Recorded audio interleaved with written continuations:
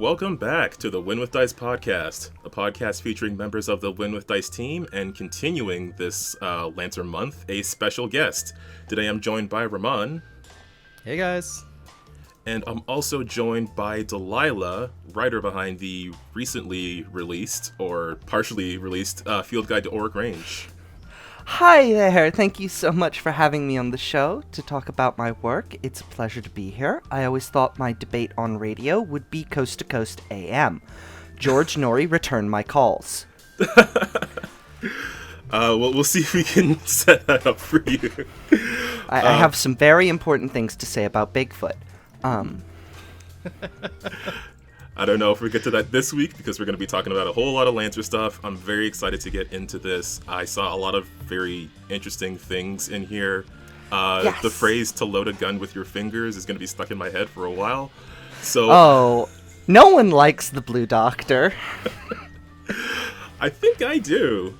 So we're going to get into discussing Field Guide Auric Range, and we will have a link, of course, to the itch.io page below, so our listeners can go check it out if you are interested in Lancer. But before we get into anything, we have to get into the most important part of the show, the Win with Dice weekly GM tip of the week.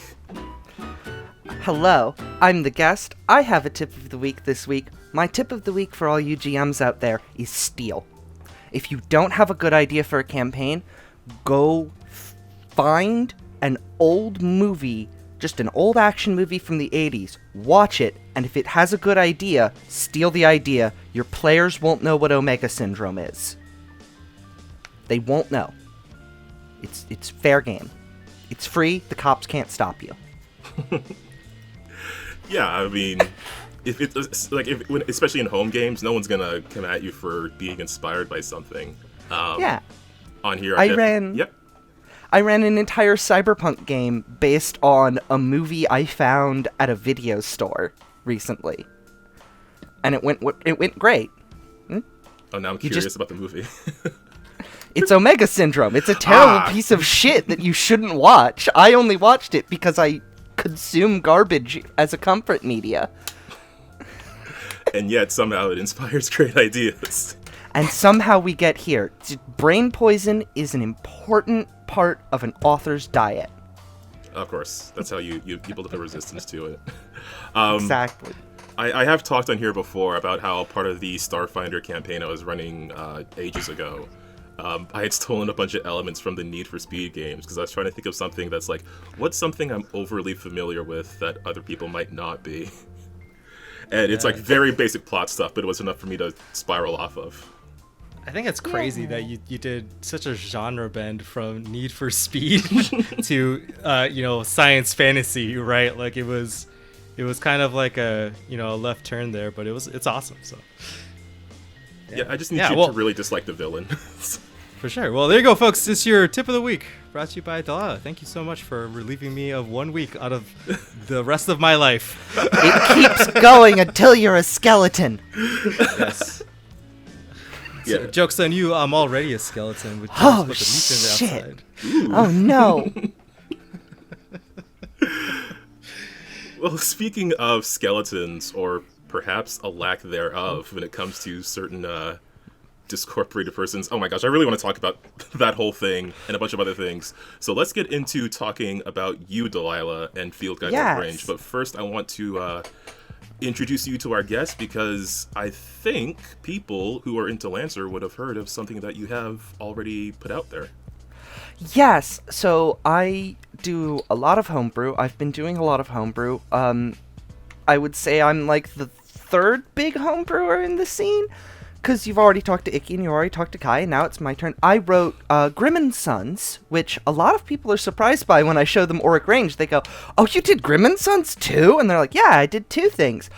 Grim & Sons is a project I have with the artist for that company, Moidra, who has been brought up on this show before. They do great work. Yep. And Grim & Sons is a mech company inspired by the early American labor movement and American fairy tales in a lot of it, and fairy tales in general. So you get the Big Bad Wolf, you get John Henry, and then there's Scheherazade over in the corner, and we don't talk about her. We don't. Don't look in the mirrors. Okay. Yeah, you can definitely really see that inspiration with like the John Henry and that big old hammer. Yes, the John Henry is the second mech I ever wrote, and has been updated the 3 years I have been working in Lancer Homebrew. The Auric Range has about 2 years of work in it. The Grim and Son's about 3, because you got to keep things updating. They were written back when mechs didn't have traits and were just bundles of stats, and you didn't have mounts. You had IP and SP, and it wasn't very good. It wasn't. I don't think I even played Lancer back then. That playtest, like when I jumped into the game, they were already like mounts and everything established. So that's interesting. Yeah, it was wild. Johnny Six Knives was a build you could do, because you just traded all your internal structure for more external structure, and you just attached more knives, because Barrage used to be attack with every weapon instead of just one weapon, or 2 weapons, or 1 mount. It was everything. So you just built a guy who had 6 knives, and it was the best damage you could do. I mean, now I kind of want to do that.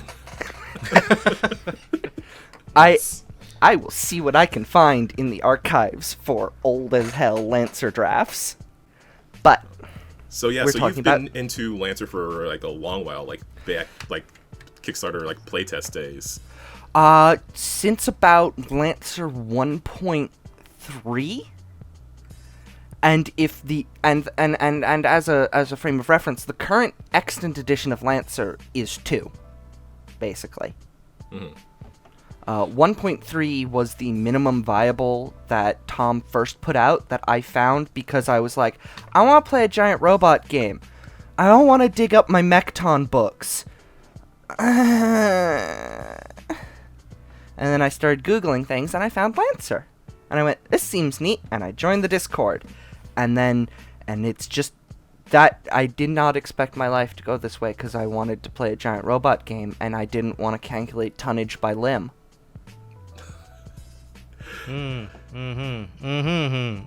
Yes, the bookkeeping. That's also why I love Lancer. It's actually really straightforward. Of like, hey, do you just want some cool stuff here? Just plug this in. Done.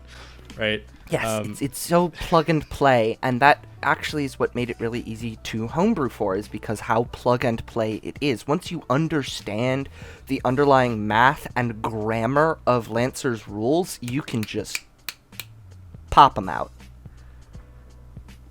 Nice. But I know Calvin is desperate to actually talk about the Auric Range mechs, so please, which one would you like to talk about I kind first? of am. I really kind of am.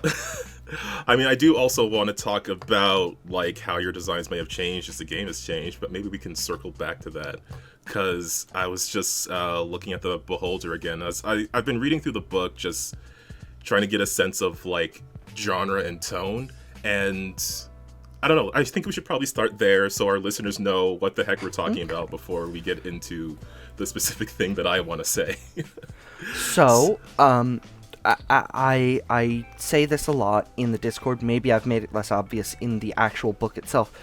The Auric Range is meant to be Lancer by way of cyberpunk. Cyberpunk means a lot of different things to a lot of different people, and for a lot of people it's very defined by Cyberpunk 2020 and by Shadowrun. And while those are very fine in their own ways, I will not talk about Shadowrun. That will take 2 hours. Cyberpunk 2020 and Red are great. For me, Cyberpunk is a very specific vibe. People on the cutting edge confronting strange times they live in. The great grinding systems of capital and state violence working through their machinations, civil unrest as the toiling masses refuse to be cattle and pawns, the troubling intersection of transhumanism, disability, and the commodification of bodily autonomy. Yeah, that's a hard word to say out loud. All the sins of empire have come back home to roost, and the world seems to balance on a knife point. But it never quite tumbles all the way over. The world never quite ends. That's what I am trying to do with the Auric Range. Can I just say how glad I am that we have you on? That was awesome. That was brilliant, by the way. That is what I wrote in the little document that will be going up into the actual book. I'm very good at words. It's the only thing I'm good at. So yeah, like, I could definitely get that sense that it's like the cutting edge of technology, but at the same time still the same systems that are oppressing people today. And I thought it was very interesting, like that tone that you were going for. There is also an important tone joke that I don't think people caught with Midway and Calico. Calico references an old saying more obliquely, but the last capitalist will be hung with the rope he sold us. Oh, right. I think that phrase was, it is was on one of the weapons or something like that? It is in the Calico's core. There's nothing quite like the look on the boss's face when he realizes he sold you the rope. Yeah, as you use your rail fists and... Yeah. And so Midway is less obvious on that, but Midway's bad. You shouldn't use it for its intended purposes. Anyway. Oh, sorry. I was just going please back go on ahead. my notes and stuff. I think... Which was the one with the evac rocket? I think I'm thinking of Calico again. That is Calico. Calico does have the evac rocket. Okay. Which is I'm sorry, a system that cool exists purely to be funny. It is not what I would call a good system, but it is a system that deserves to exist. A system that lets you attach a rocket to a person and send them away. I think that's useful. Can be. It's hilarious. That's what it is. Yeah, it's great. There are sometimes magic cards like that where they're more interesting than they are good, and those can be important to make for games, I think. Just don't make them bad on purpose. Well, you want them to be interesting, right? Like, Yeah. so those lab monsters can just go at it.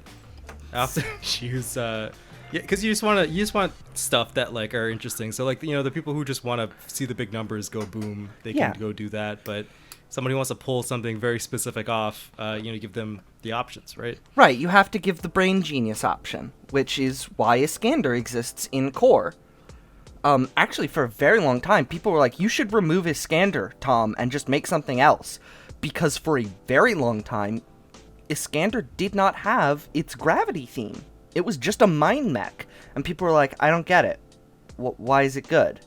And then as soon as Tom gave it a gravity theme, everyone went, oh, I get it. Yeah. So, how does that sort of thing affect, like how do you come to design when you're designing, like, different, like, mechanics and things like that? Like, do you go from first the angle of, well, I want to have this certain mechanic and then theme something around it, or do you start from the theme of which you've already made and consider how to represent that in game terms? So I think the answer is a careful balance of both. Homebrew starts from a very simple point. This exists, but it don't. Let's fix that. What the this and the that are don't actually matter all that much. You could have a cool idea for something like critical burn. What's critical burn? You're not quite sure yet, but it sounds really cool, and you're pretty sure you can make a mechanic out of it. That's a good idea. Let's see if we can build a mechanic and then build a mech. Or you could have a really good story. The Blue Doctor actually started as a whole gay angst thing, because a friend of mine wrote a very gay angst mech that I was like, oh, that's really good. I want to do something like that. And then we ended up with the Blue Doctor, and people keep going, this is one of the most horrifying things I've had to look at in Lancer, thank you. And I'm like, well, I mean, you're most supposed to feel bad for the guy who got put in it. You're not supposed to be scared. He's just a sad man who wants to see his husband again. Yeah, that's another... He's gonna kill a lot of people. Going off topic again, but that's another thing that I thought was... Like, all the descriptions of the different, like, mech parts in Lancer, like, they always tell some sort of small story within themselves. Some within the entire frame, some about, like, the manufacturer it comes from. And that's something I thought was interesting here. Like, I don't know to what extent you're going to put out setting details when the book is finished. I have plans. I have been reading leftist theory so that I can correctly write an anarchist commune that is trying really hard to keep itself independent from colonial oppression. There's gonna be a lot of world building. I have so much to vomit onto a page. There's 3 whole planets, there's 2 space stations, there's the asteroid belt, and then there's the 4th planet! So it's something for our listeners to look forward to. Yes. And there's also a whole pile of NPCs that I have not really shown the world at large yet. People in the Lancer Homebrew chat have seen them because I was working on them, but the posthuman, the psychic, the security, the combat idol, the headliner, and the ringmaster. Ooh. Ringmaster Such good is names. an ace combat character. Because I thought it would be really funny to fight one of those. And a lot of them play into the themes of the Auric Range. Even the really silly themes like, hey, what's a combat idol? Well, it's Hatsune Miku with a gun. And she's real, and you can buy her merch. Well, I mean, it's just Macross. It's just Macross the mech, right? It is... combat idol's a template. You can apply that to any other mech. Oh, nice. You can make anyone into a Macross defender. It's a lot of fun. But as I said at the top, the Auric Range is a cyberpunk, so there's a lot to be written about culture, because cyberpunk is a cultural movement, at least in its origins as a piece of genre fiction. It was the Mirror Shades movement, which good old Mike Pondsmith, salutes and hats off to Uncle Mike, everybody. Without him, I wouldn't be standing here, because I read Cyberpunk 2020 when I was 8, and that was probably a bad thing my dad shouldn't have let me do. But here we are now. Yeah, we started talking about this just before the show, and I know our topics are going all over the place, I'm sorry, but... Yes, For all of you listeners with ADHD, this must sound wonderfully familiar, and you're keeping pace. Everyone else, well... It is very much our show's energy, if I'm being honest. Yeah. But we were talking just before we started about you reading these RPG books when you were younger. You mentioned like all the 40K stuff specifically. Yes. My father is also a huge nerd and has been since the release of Traveler First Edition, the game that charmed him so much he got way into RPGs. He still plays Pathfinder First Edition, mostly because it's comfortable, and he keeps writing Fallouts for it, which is really fun. Because he loved Fallout, so he just writes Fallout-style campaigns for Pathfinder First Edition. Oh, cool. Like as a setting thing, or it's just as what the story is? Like, is it still in that? No, it is usually a post-apocalypse, and he's just using Pathfinder as the engine for which he wants this story to be told. He doesn't release them to anyone. He just does them for fun, just for himself. I can respect that. Yeah. But as we said at the beginning, I stole his copy of Warhammer 40,000 First Edition Rogue Trader. Rogue Trader. Which I have here in my hands now with the good old Crimson Fists on the cover. And I read that when I was 5 and shouldn't have. And then I read Slaves to Darkness, which I shouldn't have. And then AD&D. And then I have my big Reader's Digest on UFOs up here. Gamma World. Yeah. Some of this stuff I've only heard in passing from Legends Beyond. I am fucking Yeah, I knew, Ramon, you'd be into this, because I know you love Warhammer. I am fucking in deep here, kids. This is... Is this First Edition Gamma World? No, this must be like This is a TSR Gamma World. No, it's a Lake Geneva Gamma World. I think this is my First Edition Gamma World rulebook. Right here, next to my copy of Glorantha Classics Volume 2, Griffin Mountain, which features the Jacko Bear. Anyway, mechs. Mechs are important. So, the Auric Range is cyberpunk. It still has mechs. If you think this is silly, go talk to the guys who wrote Pat Labor. Not to me, because I'm doing whatever I want. Exactly. And none of you can stop me. So, I guess the Beholder, Yes. just coming off the discussion of the combat idol. Yes. This was another one that was like, again, like as I'm reading the description of these things, it's sort of setting in the pieces of a story of a thing that has happened before. It doesn't fully describe like everything, but it's enough that you can think like, oh, something terrible happened here at this this like a riot at a recording studio, first off. Yep. And then how everything in the Beholder is described as just like not wanting to be seen, being seen by thousands of eyes that are constantly taking things away and demanding more. Yes. So, the Beholder paints a very specific picture of Lachesis, one of the three core worlds in the Auric Range. Lachesis is the seat of the combat idol industry. Combat idols are synonymous with the Auric Range. They are gladiators and gladiatrices. Mostly gladiatrices. Bet you didn't know that was the female version of gladiator. I've never didn't seen even it know in plural. Yeah, I didn't know Admittedly. that they separated it by gender. Yeah, like, that's interesting. Tor is a masculine ending, and ix is a feminine in Latin. So a gladiator is a male gladiator, and a gladiatrix is a female gladiator, like imperator and imperatrix. Like dominatrix. I see. Yes. Okay, that makes sense. Dominator, Totally. Don't speak that- dominatrix. Got you. Yeah. And a part of combat idols, especially on Lachesis, are these things called the deems, which I stole from Roman history. The deems are... soccer hooligans is the closest modern equivalent. Soccer hooligans. I'm not joking because the Nika riots, for which Nika Records was named for, were a series of city-destroying riots in Byzantium under the rule of Justinian, in which the crowd screamed at the emperor, Nika, which means victory. And he went, oh no, the Poors have united against me, I need to fix this.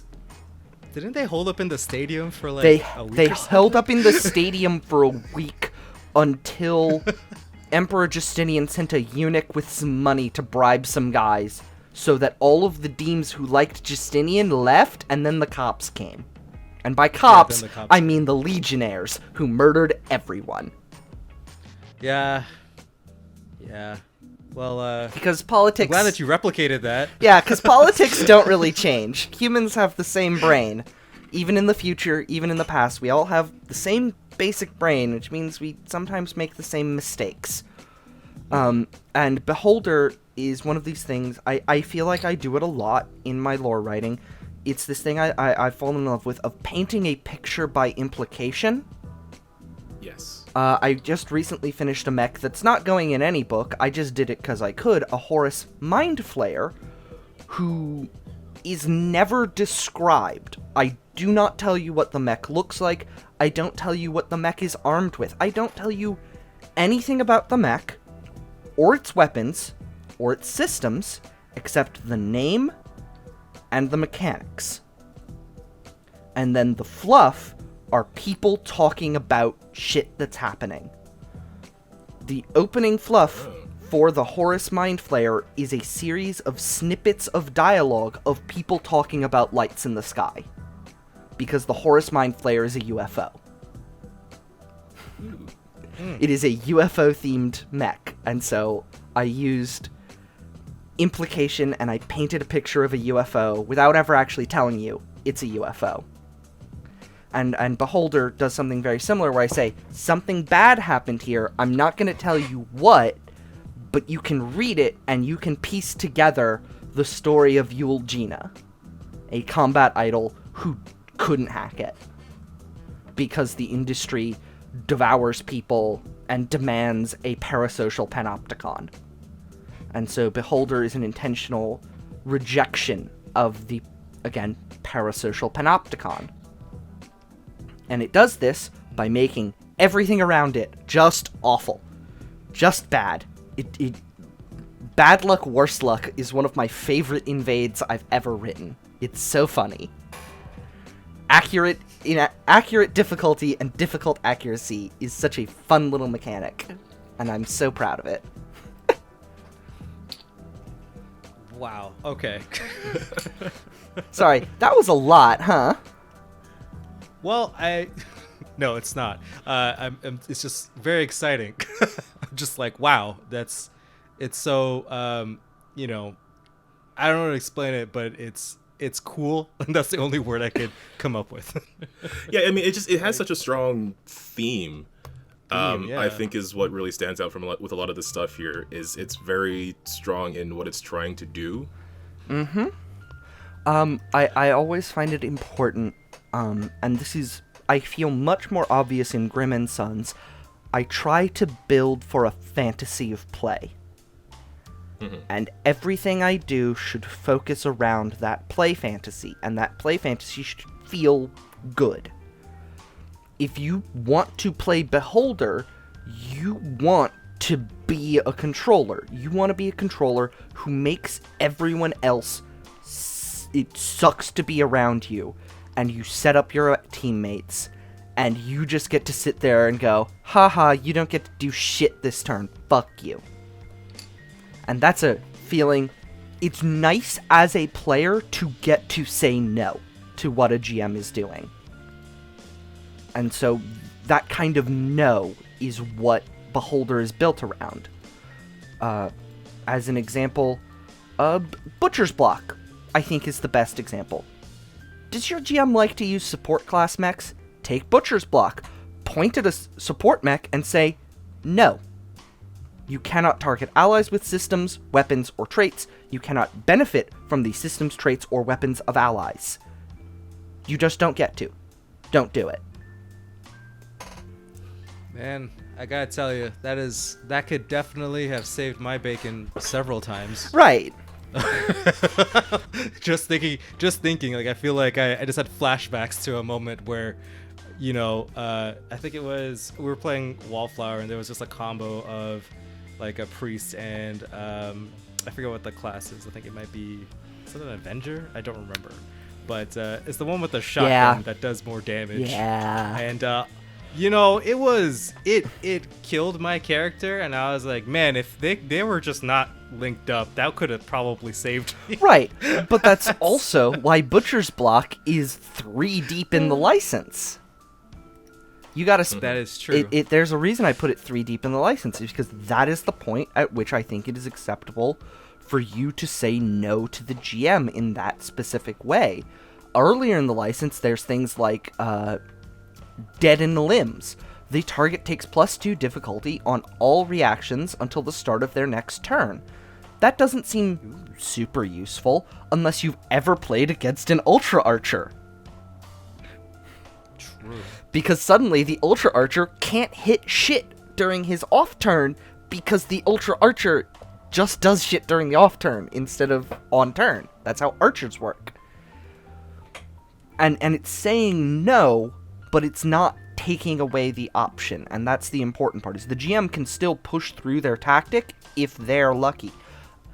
I discussed this with Calvin at the beginning. GMs are a player and should get to interact with mechanics as much, if not more, than the player does. And so things like Deaden Limbs and Butcher's Block, they help players establish their own way of controlling the battlefield, to which the GM is then forced to respond.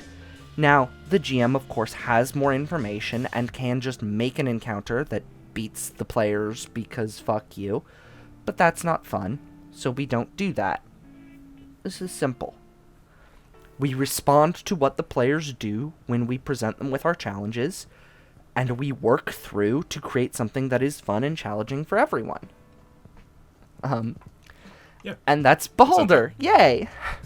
Yeah, and like just bouncing, like controlling stuff back and forth between GM and players. Yeah, I mean, you're totally covering exactly the kind of thing that, because there's definitely like a lot of discussion on making sure the players are enjoying themselves, and of course that's very like important. Right. But something that, like I was saying, like it's getting there's more discussion on it, and I don't know, maybe it's just me, maybe I'm not immersed in the RPG space enough, so it kind of feels like it's still a fairly recent thing to me.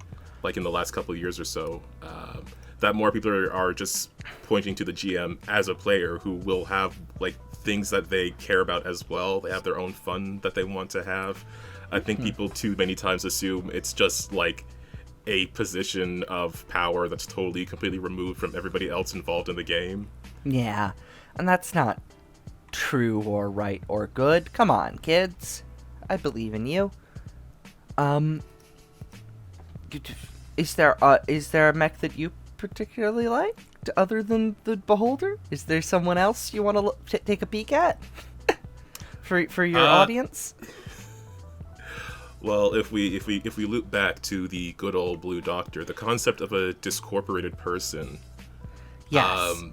That's one of those things that like I can see that as really inspiring some character ideas in players, and I think like mechanical stuff that inspires narrative stuff is really interesting. So the thing is that is also one of the core bonuses, the full body hardening, which is one of the SSC core bonuses I've written for the Auric Range. Turns you into a discorporated person. For those of you in the audience, a discorporated person is a human, and then you just grab the brain and the spine and you pull all that out and you put it in a robot. And that's a discorporated person. And the Blue Doctor very technically isn't a mech. Very technically it's an android body for discorporated people. But, as it says, and these are arc words that show up a couple of times, in this way humanity transcends the flesh and becomes violence incarnate. In like a very literal way. Yes. There's not much flesh left, just the mechanical parts and the violence that can be applied by them. And the So yes. you made a dreadnought. Very technically, the Blue Doctor is a ripoff of Battle Angel Aelita's Berserker body. That's where I stole the Berserker cells from, and that is where I got the general idea for a body made of aggressive war nanites. It's also where I stole the name De Nova, which I don't know how much of your audience has read Battle Angel Aelita, but Desti Nova is a motherfucker, and I will see him in hell for all that he is a fake person. Oh. Yeah, again, there was like just these occasional glimpses and quotes from this De Nova person, and like again, like just building the idea of who they are with just these little snippets of them. Yes.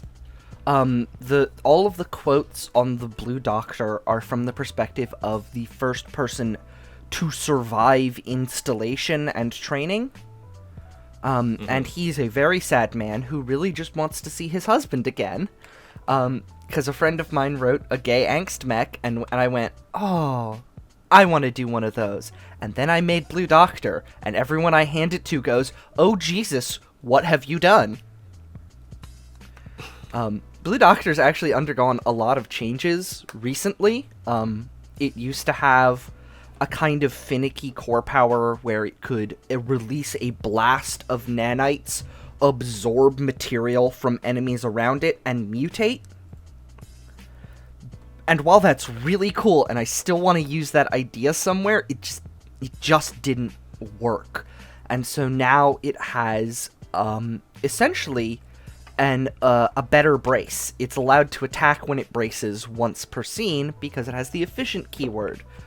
And efficient is a keyword Tom has introduced in promo material for the Trade Baronies book he's working on. It is a new kind of core power that you get every scene instead of once per mission. So it opens up a lot of really interesting design place for encounter powers, as they would be called in 4th edition, rather than daily powers, as core powers tend to be.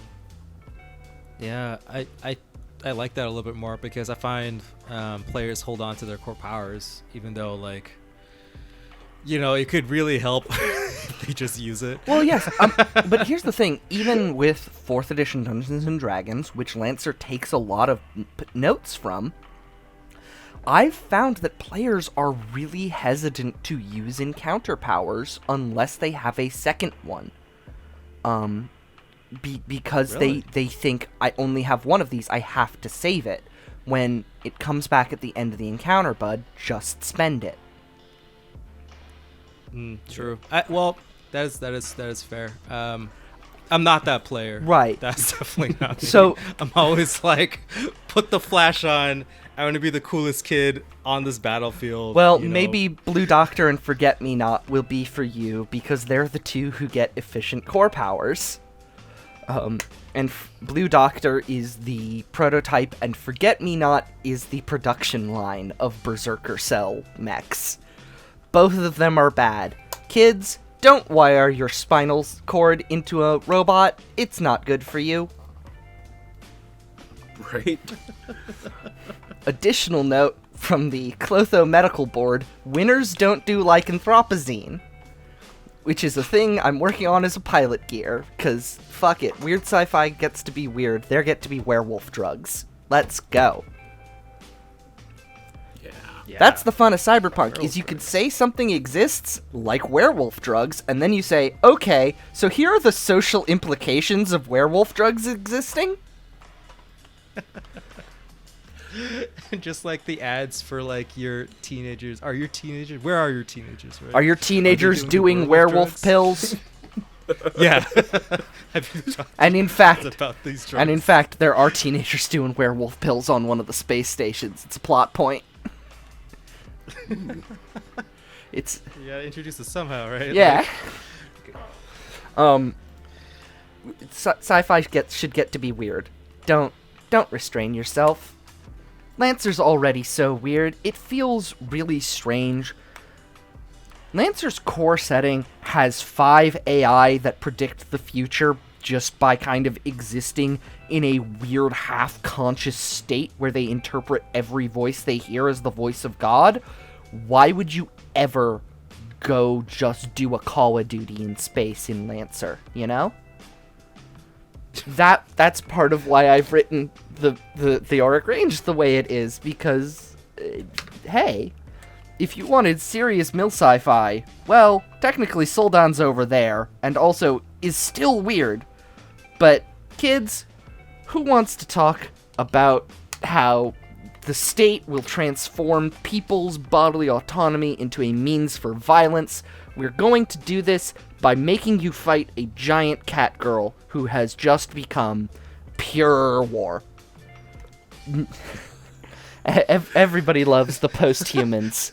Because the post-human character I introduced to the Lancer server was Nefere Happy Cat, who's like a 10-foot tall, fat cat girl made of fat and muscle who just idly backhands people into red mist.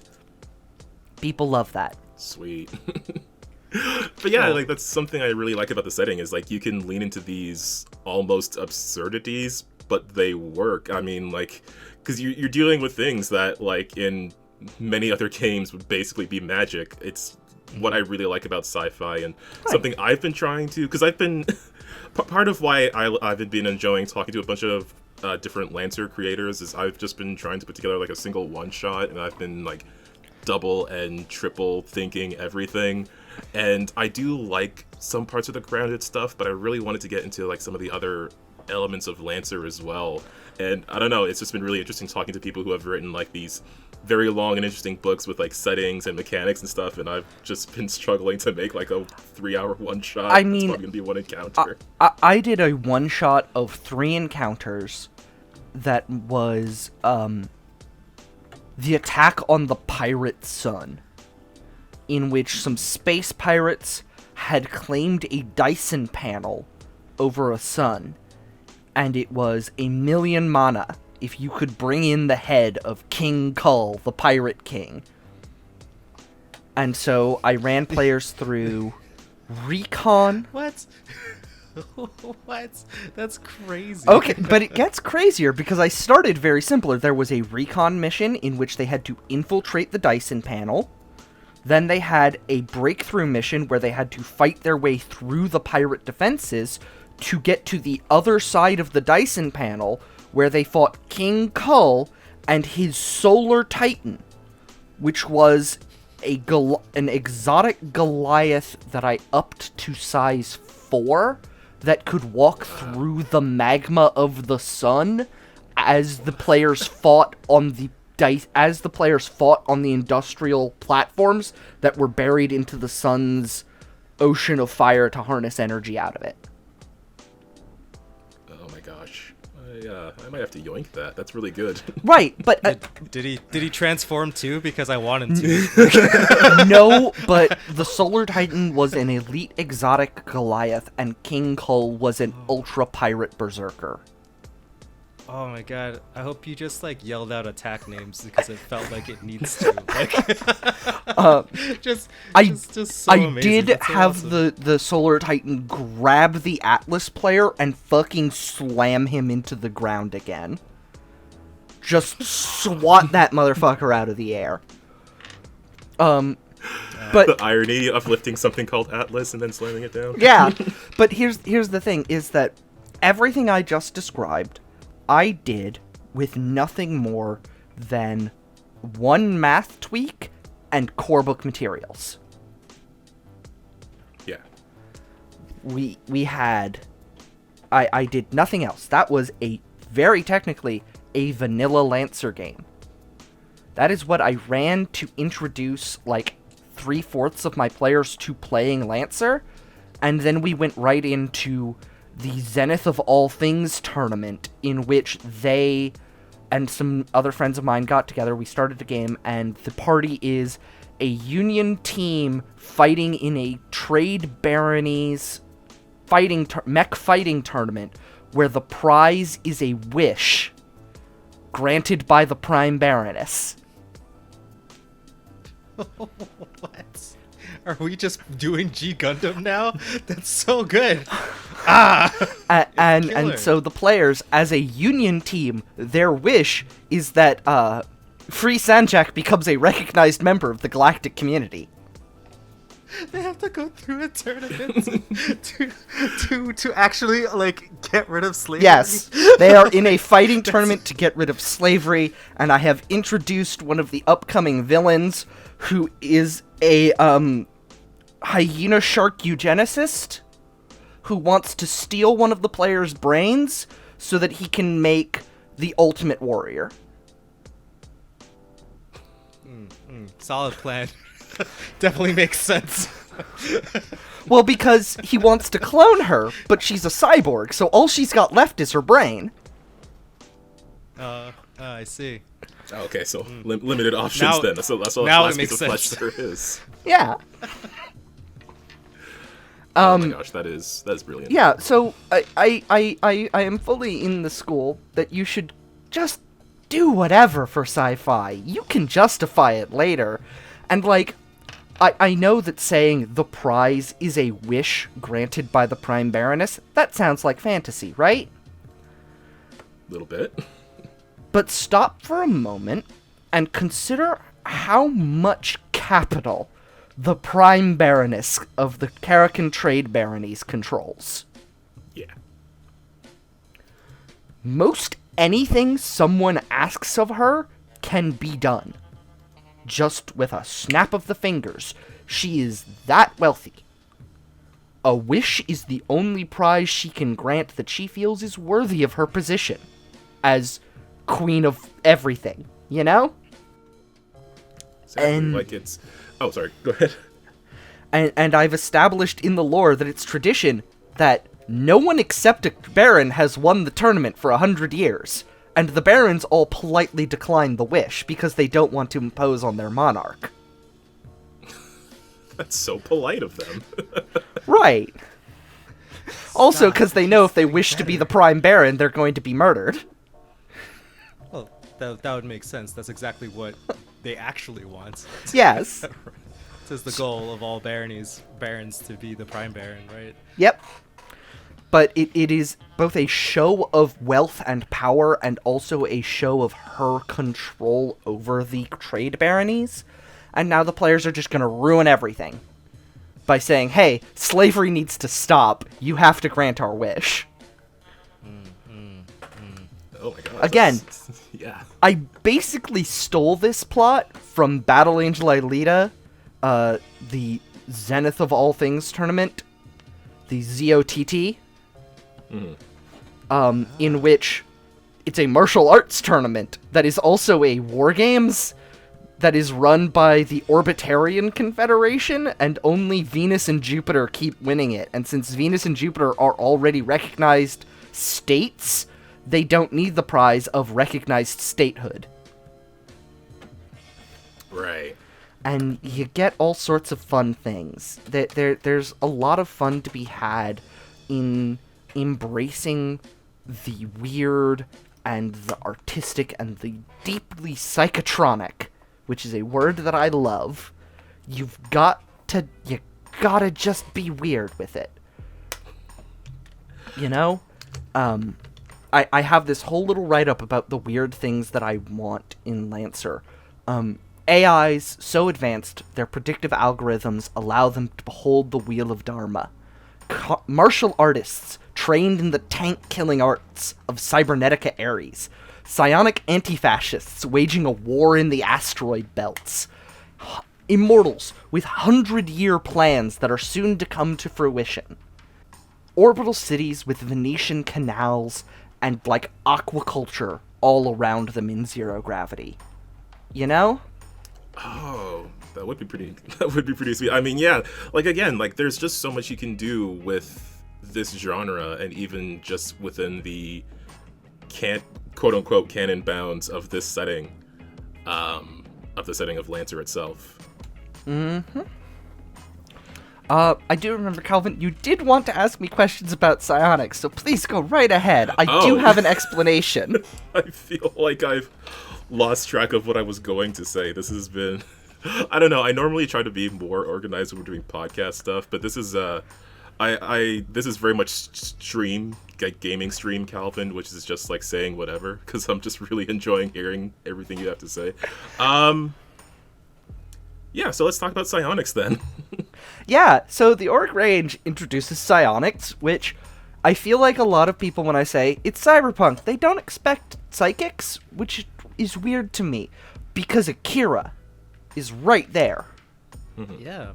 And also, like, everything is, like, brain-to-computer interfacing at that point. Like, why can't we just have psychics, too? Right? So, like, one of the NPCs I've written is the Psychic. And, the lore of the Psychic is that it's a cloned gene line that SSC has made that they now sell on the black market with mechs that are filled with psi amplifiers that they've built to make a weak telekinetic into a weapon. So, part of what I've played with is that telekinesis is something humans can just do if you just figure it out. You can just do it. I figured that's fine because I don't know how much y'all know about Wallflower or how okay Wallflower spoilers are here. We tend to stay away from Wallflower spoilers. Right? Yeah, I think Ramon has already played through all of it. I have not. Well, then I will shut the hell up. I will just say that Wallflower justifies my work. There are things in Wallflower that are deeply weird in a way that I feel justifies my ability to say, yeah, psychics exist. They're a thing. You're gonna have to fight one. He's gonna throw big rocks at your face.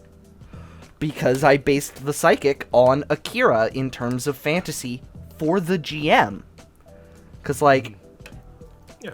the scenes where he just holds out his arm and things start to disintegrate under the psychic force, that's Kino stuff right there, my man. Who doesn't want to fight that, right? Yeah, I mean, probably some players, but, you know. Right. I'm sure they'll enjoy it. and on the player side, I've given them telepathy as an option through the Minuteman program, which is a program run by the Optimist faction of anarchists in the Auric Range, who have figured out how to use ontological bridges to open the human mind and soul to others. And so they have used this to create the Minutemen, who are people, mech pilots, lancers, who have undergone training to use a smart circuit as a telepathy circuit, and to broadcast their experiences to their allies so that, hey, farmer, hey, baker, I'm gonna click on my telepathy, and then now you are lancers too. Let's go fight fascists. Yeah. It's a cool implication of all those, that kind of technology and ideas. To Right. Just be like, sharing all that, battle knowledge immediately with somebody else so they can, fight as effectively as, your one good dude. Now you have like thousands of good dudes. Right, exactly. That's- And not everything in the Auric Range is as deeply weird. I feel it's sometimes important to say, sometimes you have to fight a cowboy. the strongest of them all, the simple cowboy. Because the Desperado is an enemy type that shows up on Furthest West. Furthest West is, you know how in the 90s there were a lot of wars in places people in America didn't know what the fuck was going on, but they all kind of assumed they were orange and deserty? Sure, Yeah. yeah. Yeah, that's Furthest West. It's orange, it's deserty, and boy, there's a lot of brushfire wars backed by colonial ventures there. And the only people doing anything about it are a bunch of HA jarheads who went native and have tried to invent their own form of communism, because boy, they really believed in all of the propaganda and didn't get that it was propaganda. Which I find very charming of them. They're just banner- trying to do their best. Trying to do their best. They're called the Bannermen, and part of the idea is that I want to stress that HA, by how they are Harrison Armory, by how they are written in the book, they're not Nazis. It's really important that they're not Nazis. You know? I feel like it is an easy and somewhat encouraged tact to just make them goose-stepping fascists. And I completely understand. Bash the fash is a good time always. Never don't do it. That's interesting, because to me, well, when I think of HA, I think of like what is it? Is it Starship Troopers? Yes, and The Starship one with the aliens. Yeah, Starship Troopers is sort of blatantly Nazi propaganda. It is, but with the nice coating of American values. Right, but that was the director has actually gone on record saying, "Yeah, I just made it Nazi propaganda as a joke. Did you people not get that?" Yeah, I got it. It was still pretty funny. It was still pretty funny. It's a pretty good joke. But what I want to stress with HA is that Harrison Armory, like everyone else in Lancer, is a product of a post-fall humanity. And post-fall humanity, as described in the core book, has forgotten the evils of things like capitalism. And so what Harrison Armory is doing, what IPSN is doing, are not continuations of these evils, but people from very different contexts from you or I accidentally recreating these evil structures in their own pursuit of power. There's this phrase that I am in love with, which is that an end to capitalism requires a revolution of imagination, because to imagine a world without capitalism after having lived under it so long is intensely difficult. It is really hard to do. I can't really grok it sometimes myself, but that's part of learning. It's part of why I'm reading theory, and it's not helping. It's not help. I'm just learning more things that make me harder to speak to as a human, and it's really not going great, guys.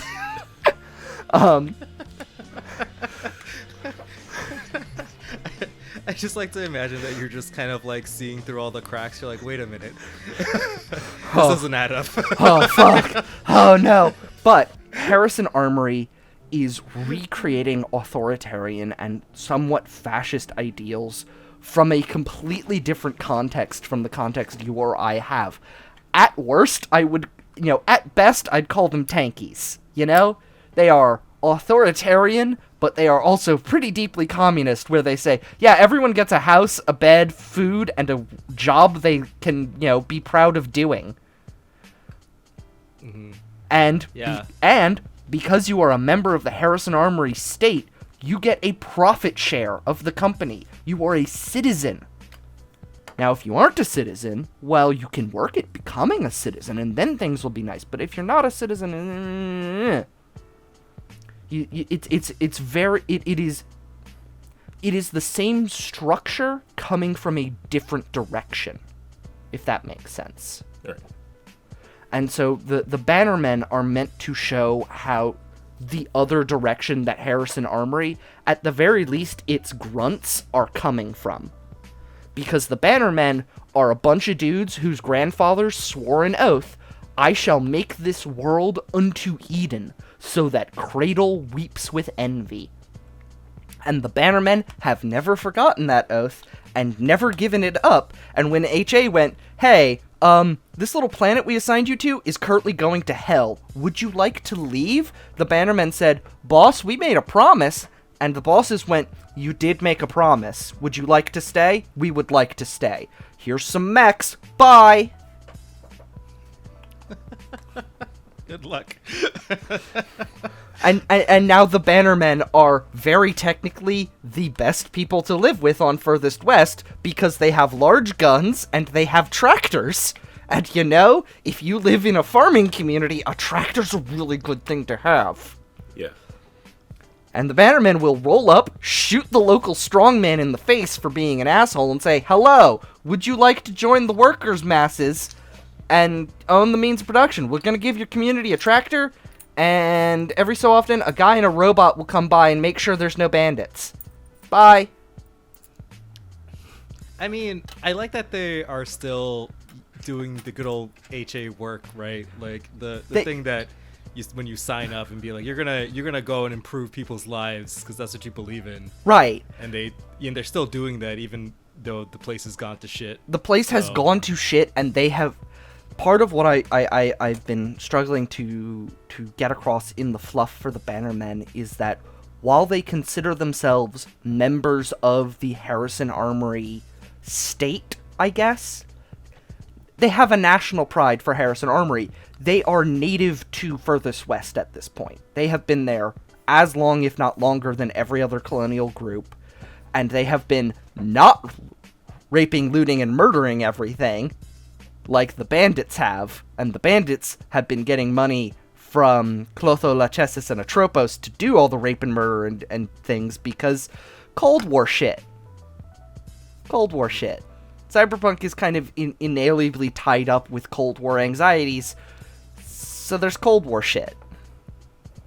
Okay, I see that. Yeah.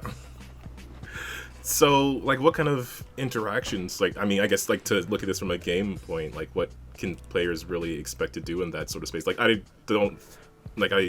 I'm just wondering, because what I think is really interesting in an RPG is, how much effect a person can have on a space, whether it's large or small, and how they can affect the people in there and change, create, massive change, whatever systems that are there. So, is that something players can do in that space, or?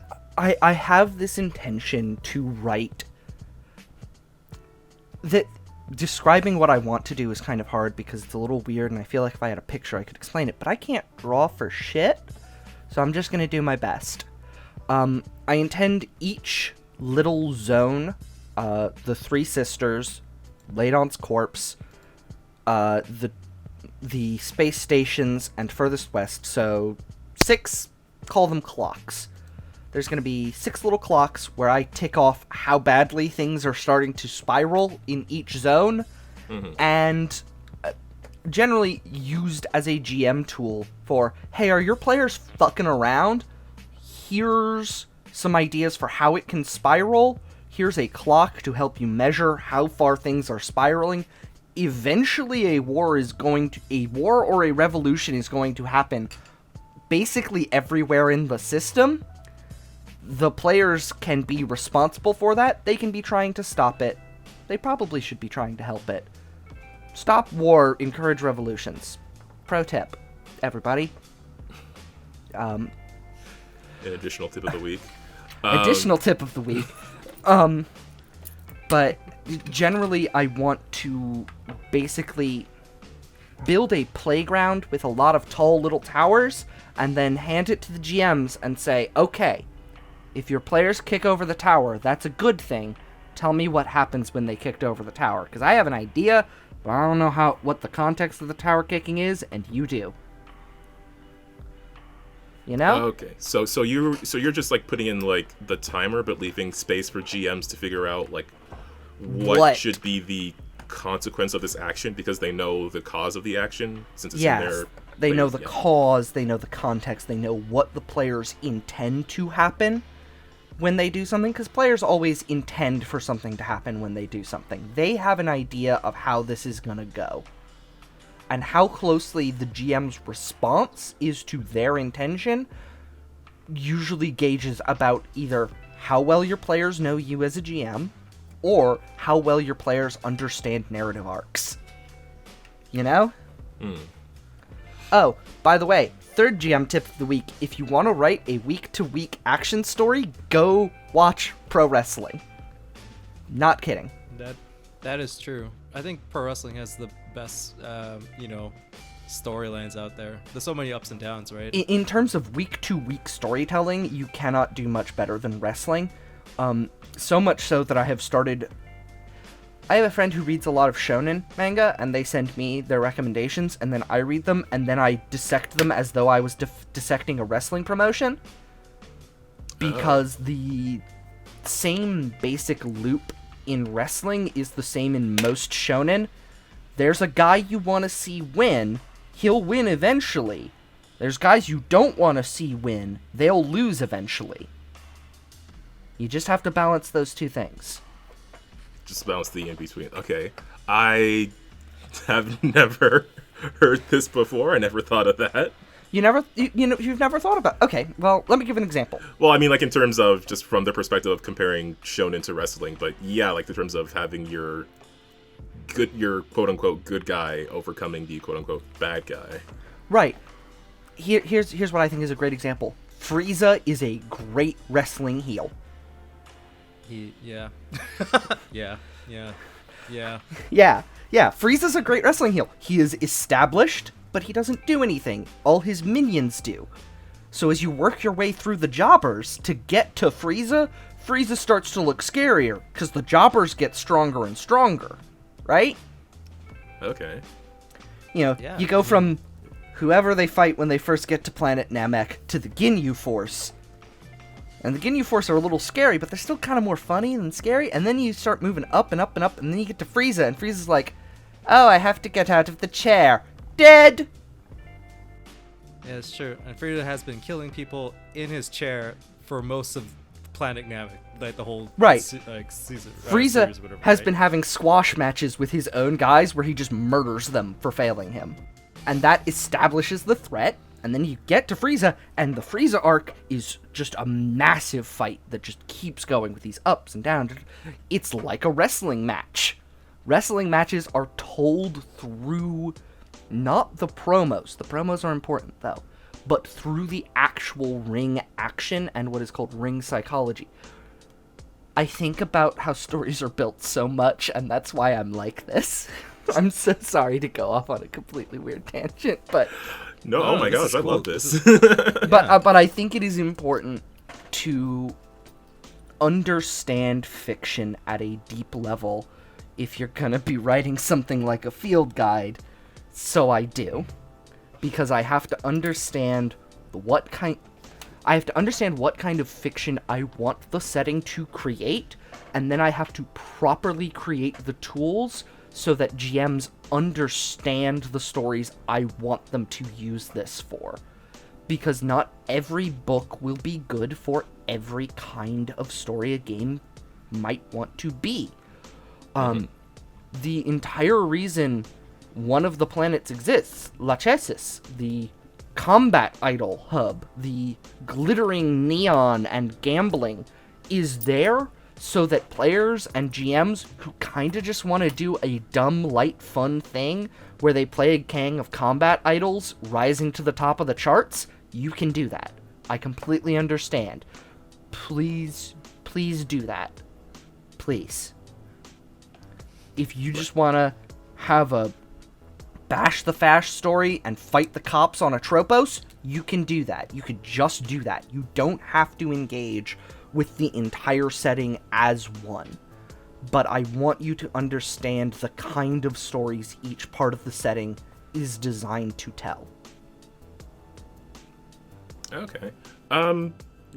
So well, now I'm kind of wondering, when you're writing that sort of thing, like, how do you strike that balance in a way that people can come in and see, well, they can do this over here, they can do this other thing over here, and then also are able to get an overall sense of what the whole thing is supposed to be about? Like, how do you have those smaller scale details of what's going on in one space while having the overall structure of, like, here's the entire tone of it?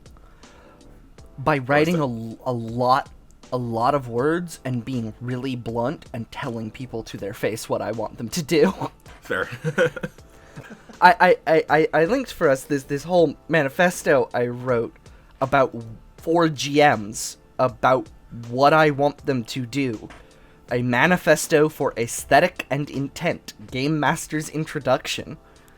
I am really blunt. I tell you what my influence is. I tell you why I think the influence is important to Lancer and what it is, what makes it important to my vision of Lancer in this book. Because I think that being open and honest and straightforward and discarding the idea of a professionalism tone in this kind of work is important. Because while a professional tone is very, very good in a lot of things, I got a lot to get through, guys. I'm just going to be blunt with you and tell you, here's what I intended. Here's what I intend for it to be used by. If you do something else, that's perfectly fine. I'm not a cop. I'm not going to stop you. But here's what I intend. Here's what I want it to work like. If it does or doesn't, that's up to you. Okay. Is that something that you think comes with, like, the game and the community as well? Like, having the opportunity to be more upfront and less having to, like, dress it up in a certain way? Like, do you think it's just something that the Lancer communities might find easier to get into? Or is that just how you prefer to write in general? It's how I prefer to write for the Auric Range. In some of my non-Lancer projects, I'm a little more professional in tone, though a lot weirder in content. Hopefully, when I eventually get it finished, I'll come talk to y'all about Run the Jewel. Anyway. Yeah, I mean... Remember how I said I had a 2-hour rant about Shadowrun? That 2-hour rant about Shadowrun basically is the spite that is driving me to write my own Cyberpunk game. So... That's a whole other thing, though. Like, maybe we could definitely have you on again, because we didn't even get to talk about... We didn't talk about Grim and Sons too much on here, and I feel like that's something that a lot of people would be into.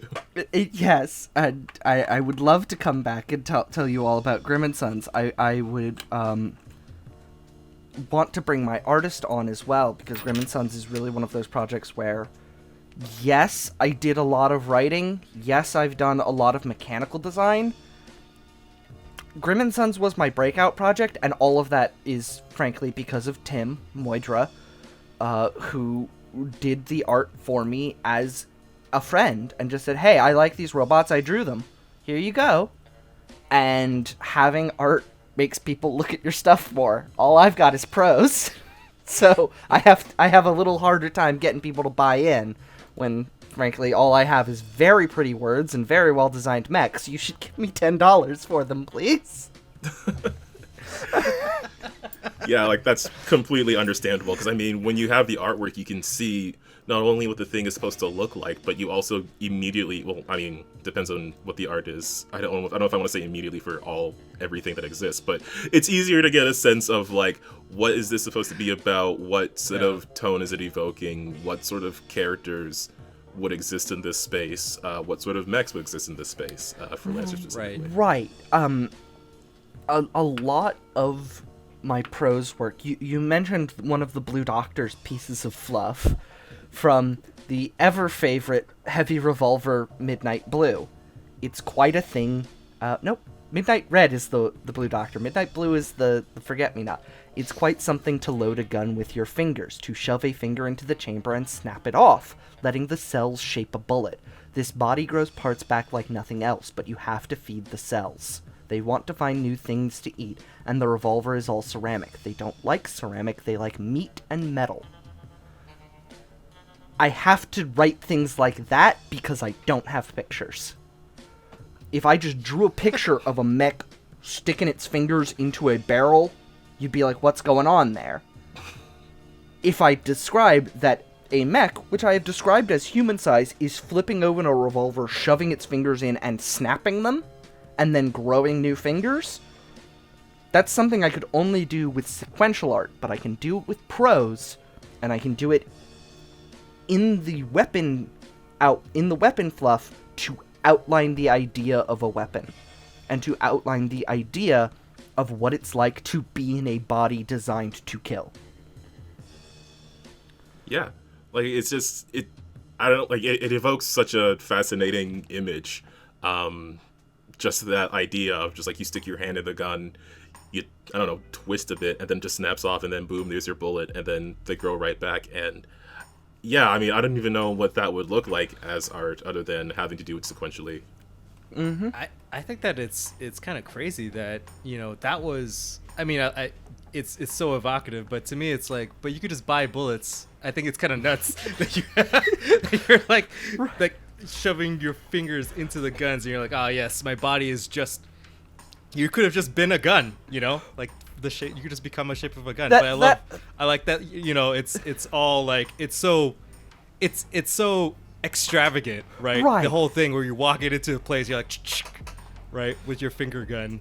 Right, and it's meant the heavy revolvers are meant to be like. And this is something I have to write for GMs where, hey, if a player picks up Blue Doctor or Forget-Me-Not and doesn't pick up the other one, go ahead and give them Heavy Revolver, Midnight Blue, Midnight Red, whichever one they don't have, as an exotic. Just give it to them so that they can use the special gear, Midnight Duo, where you get to do some dumb shit if you have two named pistols. Which is very Devil May Cry, because I'm a big nerd. That's what it was. Yeah, I was really interested in, like, I don't know if maybe it's just me not being familiar enough, but just the idea of something being a direct bridge between two different frames, like specifically mentioning, or between two different, like, licenses. Specifically mentioning, if you have this thing and this thing, then you get to do this with them, since you have both of them. Right. That was...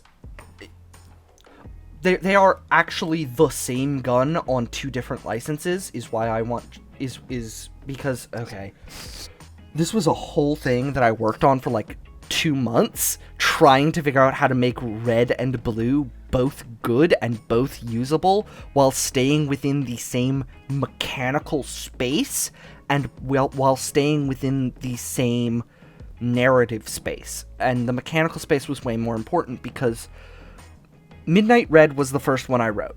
Midnight Red is what we call a French vanilla weapon. It is a weapon that has no additional rules text, but does not exist in the core book. Okay. So it's French vanilla. Oh, vanilla. Okay, yeah, I see what you mean. Okay.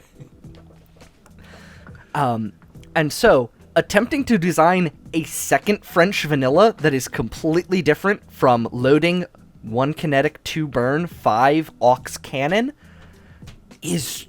Oh god, I wasted so much time before I just said, fuck it. Wrote Midnight Blue to be the exact same stat line as Midnight Red, and then wrote the Midnight Duo effect and said, if you get them both, you get this. It's an exotic piece of gear. The GM can drop it as they feel appropriate to you. It's very similar with Beholder's Nightmare Broadcaster. The Nightmare Broadcaster used to just be a weapon on the Beholder. It's what it used to get instead of the entropic lens, and everyone told me, Lila, you can't make a weapon that targets everyone in line of sight. Well, I don't think you should tell him to say no. That sounds awesome. Everyone should have one of those. Yeah, well, see, the thing is, when I say everyone in line of sight, that's everyone. Including friendlies. Yeah. I mean, I wasn't complaining. Right. That's just fine. Yeah. We are coming up on an hour and 20. I usually try to keep the episodes under an hour and 20. Right, of course. But I wanted to finish off with, you did want to talk about Dragon. You did have something specific you wanted to say about that. I do have a very fun thing about Dragon, and it ties into an important part of homebrewing. So we get another tip. 4th tip. Let's go. Oh, sweet. High score. A problem I see with a lot of people when they start homebrewing is they pick a name that they think is super cool, usually a D&D monster, so they start making a Horus mech. And when they're done and they show it off, everyone goes, hey bud, this kinda sucks. It's parasitic here, which means it relies too much on using its own gear instead of being modular, and it's too strong here and too weak here. Why is it like that? And their answer is, inevitably, well, it's called a dragon. It has to have a fire breath. It has to fly, right? Right. And I'm like, well, no. What is a dragon? When I say a dragon, you guys play Pathfinder, Dungeons & Dragons, you think of a big red lizard with wings, and it breathes fire and has treasure, right?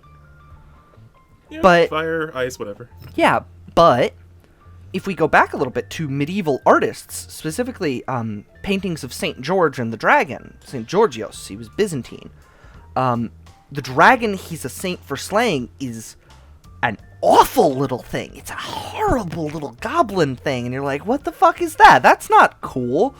Dragons are supposed to be cool, right? And that's because the artists didn't want you to find the dragon cool or awe-inspiring. The dragon is meant to represent sin. The dragon is pathetic in the traditional sense. It evokes pathos. It is disgusting. It is sinful and awful and wretched. It is poisonous. Dragons were poisonous before they were flaming for a very long time. The dragon, as I wrote it in the Auric Range, started its life as a Horus troglodyte. It was a rogue-type character, and then I took the dragon idea and I went, let's make this like St. George and the Dragon, because dragon and worm are words that touch. Dragon, worm, verm, vermi, vermin. From dragon, Draco, you go to worm, to the Norse worm, to the Latin vermi, to the English vermin. There's a big connection there that you can exploit, and now I have the dragon, who is an awful, poisonous monster that exists in the literal sewers of a megacity, just doing something bad, and that can't be good. I think I used the term suicide dolls in its fluff somewhere. And doll is a word I use a lot to mean robot in my work. I don't know why. I'm just very charmed by the idea of someone calling a robot a doll. Anyway. It is important when you are designing a mech to not get caught too hard in what ought to be at the detriment of a good mechanic.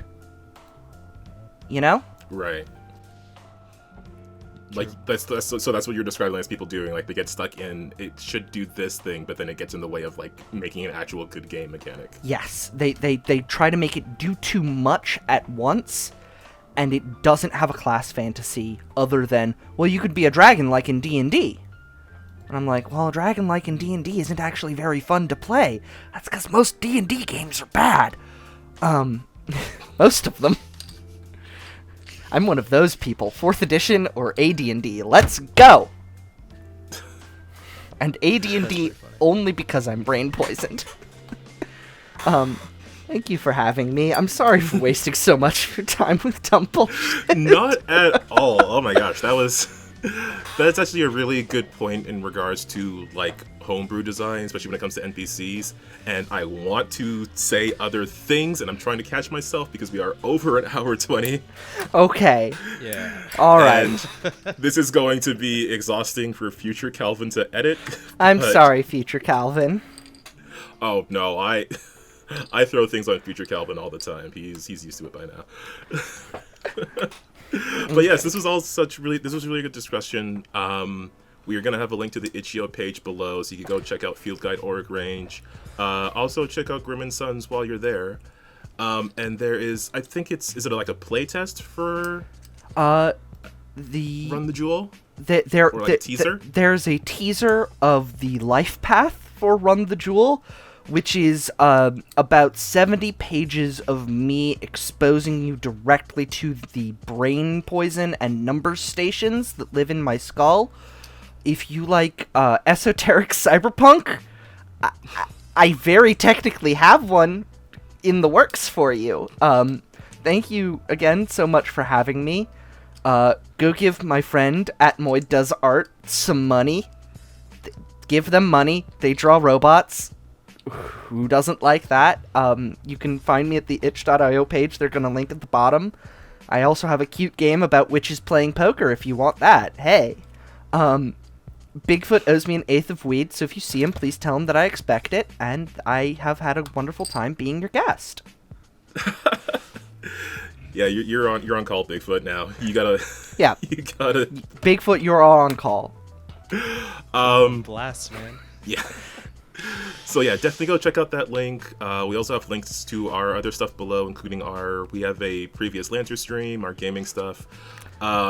Links to everybody we've talked to in the last few weeks. Additionally, a link to the Untold Stories Project, a channel where I'm at every Monday playing Mutants and Masterminds in the superhero game. The finale of that, by the time this episode is out, the finale of that will already be out, that 50-plus episode year-long campaign, so probably going to be a fairly emotional session for me. As well, on the Wednesday this comes out, they're doing a 2-episode series of the Cthulhu Awakens game for modern age system that's being put out by Green Ronin on Kickstarter right now. So be sure to go check them out and support that. I'll be on that as well. And I think that's gonna do it for this episode. All right. This very long, very brilliant episode. I just keep going. I'm sorry. That's my favorite thing about guests, is when they start talking and then I don't want them to stop. I don't know, Ramon, is there anything else you need to say before we go, or should we just go into the catchphrase? Yeah, you just go to the catchphrase, man. All right, well, everybody out there, thanks a ton for listening, thanks for swinging by, and remember to keep on winning with dice, and we'll see you next week. All right, see you guys.